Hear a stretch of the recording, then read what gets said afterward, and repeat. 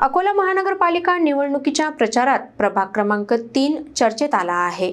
भाजप उमेदवारांच्या प्रचार रॅलीला नागरिकांचा उत्स्फूर्त प्रतिसाद मिळतो आहे। घराघरात संवाद आणि विकासाच्या मुद्द्यांवर प्रचाराने वातावरण तापलं आहे।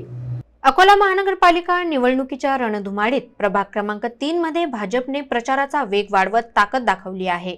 भाजपचे अधिकृत उमेदवार सौ शशिकला काळे, नीतू जगताप, प्रशांत जोशी आणि सागर शेगोकार यांच्या प्रचाराला नागरिकांकडून मोठ्या प्रमाणात प्रतिसाद मिळताना दिसून येत आहे।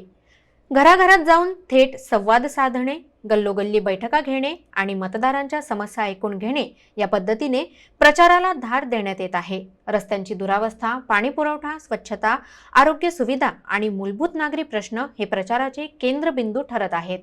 स्थिर प्रशासन आणि विकासाची हमी हा संदेश देत भाजप उमेदवार मतदारांचा विश्वास मिळवण्याचा प्रयत्न करत आहेत। प्रचारादरम्यान नागरिकांनीही थेट प्रश्न विचारत आपल्या अपेक्षा मांडल्या। महिला मतदारांचा सहभाग विशेषतः लक्षणीय असून तरुणांमध्येही प्रचाराबाबत उत्साह दिसून येत आहे। प्रभागाचा सर्वांगीण विकास हवा ही मागणी अनेक नागरिकांकडून पुढे येत आहे। केंद्र आणि राज्य सरकारच्या माध्यमातून विकास कामांना गती देण्याचा निर्धार उमेदवारांनी व्यक्त केला आहे।